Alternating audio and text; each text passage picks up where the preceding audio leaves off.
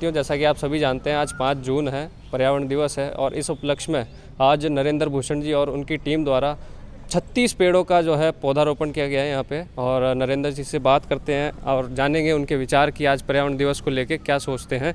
तो नमस्कार जी, आपका स्वागत है हमारे चैनल पे। नमस्कार, मैं डॉक्टर नरेंद्र भूषण सिंह, पर्यावरणविद। मैं पिछले 15 साल से वृक्षारोपण का कार्यक्रम लगातार जारी है 15 साल से, और मैं उनका संरक्षण भी करता हूँ। ट्री गार्ड लगाना है, गायों से बचाना है, उनके कोई बलि फंटा लगा के उसको सुरक्षित रखना है, और समय समय पर उनको पानी भी देता रहता हूँ। आज विश्व पर्यावरण दिवस है। आप सभी को विश्व पर्यावरण दिवस की बहुत बहुत बधाई, शुभकामनाएं। मेरी विश्व पर्यावरण दिवस पे एक ही विनती है कि आप कम से कम एक पेड़ ज़रूर लगाएं, क्योंकि मनुष्य को पूरे जीवन काल में 18 पेड़ों की आवश्यकता होती है, वो भी बड़े पेड़, जो 50 साल पुराने पेड़ हैं। ऐसे पेड़ों की आवश्यकता होती है ऑक्सीजन के लिए। तो आने वाले समय में हमारे पास ऑक्सीजन नहीं है, जैसे कि कोरोना काल में भी ऑक्सीजन की कमी पड़ी और लोग हताहत भी हो गए, और अब भी हमारे फेफड़े पूछते हैं कि शुद्ध वायु कब मिलेगी। तो शुद्ध वायु कब मिलेगी? जब हम पेड़ पौधे लगाएंगे और उनका संरक्षण करेंगे। जिस रफ्तार से जंगल कट रहे हैं उस रफ्तार से पौधे लग नहीं रहे। लगाने वाले भी लगा के चले जाते हैं, लेकिन उनका संरक्षण ज़रूरी है। जब तक हम उनको 2-4 साल पौधों को नहीं देंगे तब तक वो हमारी नहीं सुनेंगे। 2-4 साल अगर हमने एक पौधे को दे दिया तो उसके बाद पौधे से हमें लेना है। पौधा हमें देगा, हमें लकड़ी देगा, फल देगा, ऑक्सीजन देगा, चारा देगा, यानी विभिन्न प्रकार से हम घर तो सजा लेते हैं पेड़ पौधों को काट कर, लेकिन उस पौधे के बारे में नहीं सोचते हैं कि वो कितने सालों से लगा था और हमें उससे क्या क्या फ़ायदे हैं। जिस दिन जनमानस ये समझ जाएगा कि प्रकृति को संवारने के लिए पौधों की आवश्यकता है, और हमारे जीवन के लिए ही नहीं, जीव जंतु प्राणी जितने भी हैं उन सबको संवारने के लिए पौधों की बहुत ज़रूरत है, बहुत आवश्यकता है। ये धरती माता का गहना है और इस गहने को हमें संजो के रखना है, क्योंकि हमारे जो पेड़ हैं, बड़ है, पेड़ पीपल है, तुलसी है, आंवला है, इन सब पेड़ पौधों की हम पूजा करते हैं। क्यों पूजा करते हैं? क्योंकि ये स्वयं देवतुल्य है। आज मैंने 10 फीट का पीपल का पेड़ भी लगाया साथ में, तो ये 24 घंटे ऑक्सीजन देता है। इस पे सरकार से आपको कुछ सहायता मिली या? सरकार से सहायता तो कुछ नहीं मिली है, लेकिन सरकार से एक गुजारिश ज़रूर चाहूँगा कि सरकार इस वृक्षारोपण कार्यक्रम को मनरेगा से जोड़ दे, ताकि पेड़ पौधों की सार संभाल होती रहे, उनकी देखभाल होती रहे, उनमें पानी डलता रहे। तो मनरेगा में लोगों को रोज़गार भी मिलेगा और हमारी धरती माता को एक आवरण भी मिलेगा और हम सबको ऑक्सीजन मिलेगी। तो अब तक आपने कितने पेड़ पौधे लगाए हैं? अब तक मैंने 5000 से ज़्यादा पेड़ पौधे लगाते हैं। जयपुर में विभिन्न कॉलोनियों में, विभिन्न स्थानों में, जेडी की कॉलोनी में, डिवाइडर पे और बगीचों में, जो पार्क हैं, मंदिर का स्थान है, आदि स्थानों पर 5000 से पौधे ज़्यादा लगा चुका हूँ। तो इनका रखरखाव कैसे होता है फिर?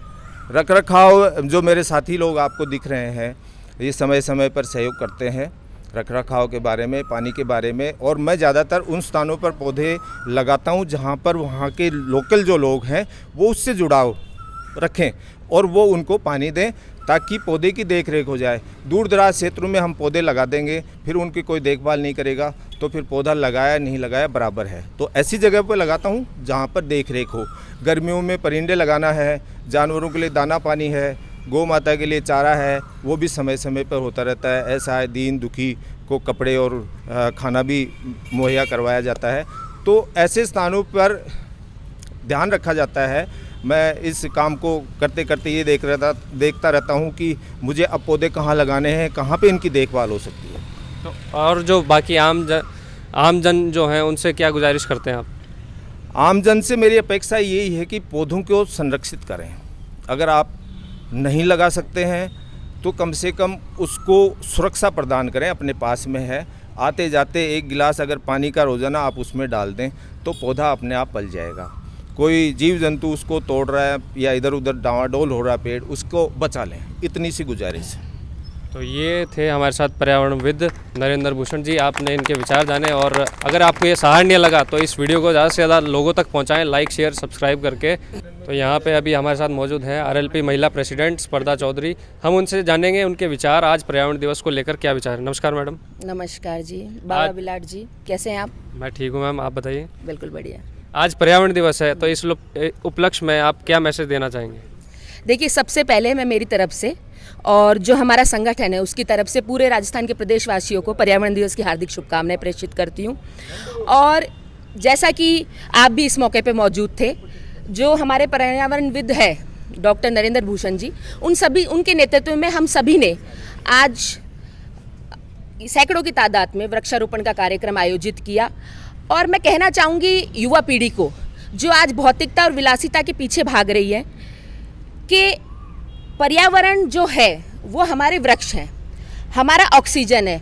अगर हम इनको नज़रअंदाज करते हुए सिर्फ अपनी सुख सुविधा और भौतिकता की तरफ भागेंगे तो एक दिन ऐसा आएगा कि हमें जो हमारे जीवन का मूलभूत जो कण है, आवश्यकता है ऑक्सीजन, वायु, उससे हमें नदारद होना पड़ेगा। इसलिए मेरे सभी युवा साथियों से मेरी अपील है कि हमेशा ज़्यादा से ज़्यादा वृक्ष उगाएं और उनकी सेवा करें। तो अभी आपने जैसा कि देखा नरेंद्र भूषण जी के विचार, प्लस अब यहाँ पे हमारे साथ SS टाइगर भैया मौजूद हैं यहाँ पे, हम उनसे जानेंगे कि क्या विचार हैं उनके। भैया, आप आज जैसे पर्यावरण दिवस है उस पर आपका क्या विचार है? पहले तो मैं गौरक्षा और हिंदुत्व के कार्यों से आता हूँ। पिछले 20 सालों से कार्य चल रहा है अपना। और हमारे जो परिवार हैं, गौ पर्यावरण चेतना पद यात्रा, मैं उनका शिष्य हूँ जगदीश गोपाल जी महाराज का। तो हमारे वैसे यात्रा में भी पौधे लगाने का काफ़ी वर्षों से कार्य चल रहा है। और आज जयपुर प्रवास के दौरान बड़े भाई साहब नरेंद्र जी के कार्य के बारे में काफ़ी समय से सुना था हमारे मित्र चेतन जी के द्वारा। तो आज मुझे ये अवसर प्राप्त हुआ कि भाई साहब के कार्यक्रम में सम्मिलित होने का, और ये देखकर बहुत गर्व हो रहा है कि देश में आज भी कुछ लोग ऐसे हैं जो पर्यावरण की चिंता कर रहे हैं। और वो केवल पर्यावरण की नहीं, पूरे देश की, हर व्यक्ति की, हर जीव की चिंता करता है, वही पर्यावरण की रक्षा का कार्य करता है। मैं तो इतना ही कहना चाहूँगा जनता से कि अगर आपने आपके जीवन में पेड़ों में पानी डाले होते हैं ना, तो आज कूलरों में पानी डालने की जरूरत नहीं पड़ती। सबसे बड़ी बात यह है, अगर आपने जीवन में कभी पेड़ बोए होते हैं ना, पेड़ घर में लगाए होते हैं ना, तो आज घर में कूलर और AC लाने की जरूरत नहीं पड़ती। सबसे बड़ा संदेश यही है। जनता से यही निवेदन करूंगा कि देखो, इन सरकारों से मुझे कोई उम्मीद है नहीं है।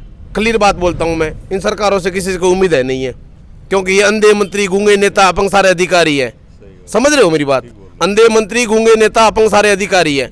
इसलिए इन लोगों से कोई उम्मीद नहीं है। सीधी बात है कि अब जनता को जागना पड़ेगा।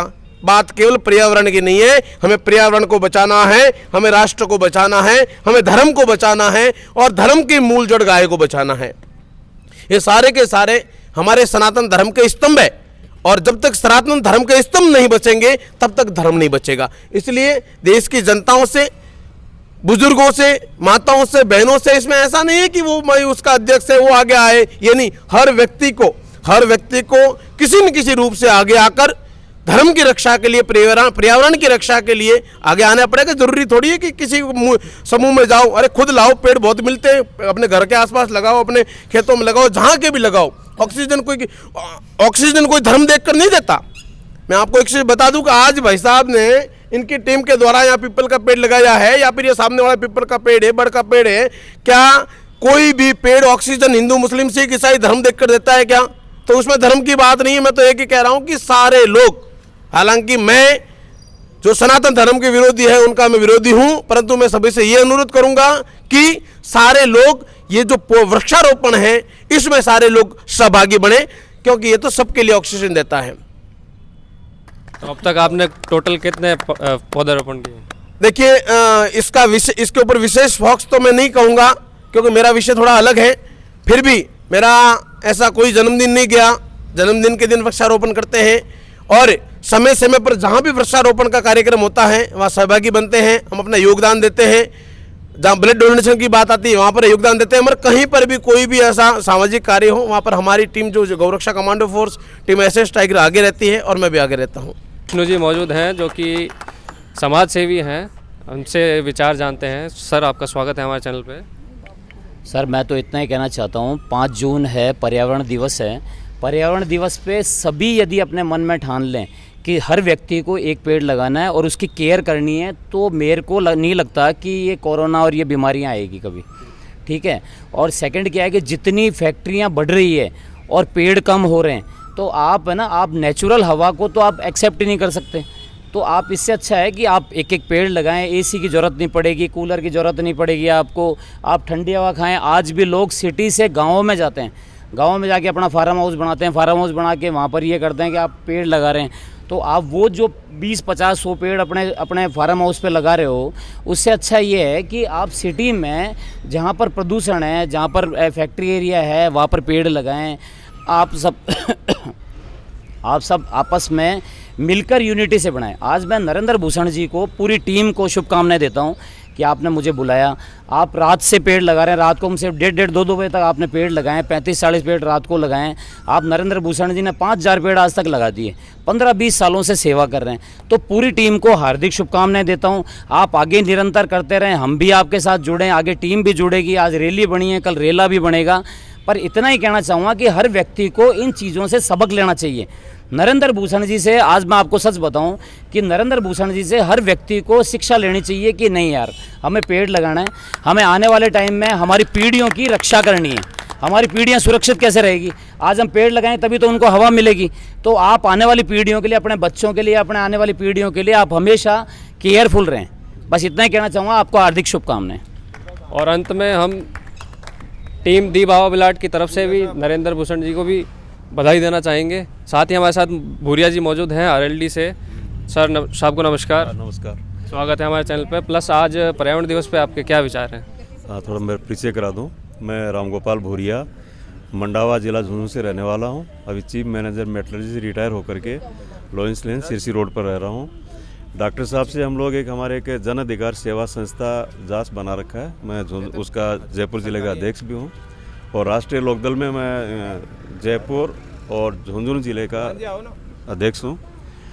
अब पर्यावरण का तो ऐसे कि हम लोग तो गांव के आदमी हैं, देखिएगा, और यहाँ के पता लगे डॉक्टर साहब तो बहुत ही ज़्यादा एक देवता की तरह काम कर रहे हैं। हमारे को मोटिवेशन मिलता है, लगे रहते हैं। कुछ इनके हाथ में कोई गॉड गिफ्ट भी है कि जो पेड़ लगाते हैं वो लगता ही है। और पोल्यूशन कंट्रोल करने के लिए पेड़ एक प्राइमरी चीज़ है जो लगाना चाहिए।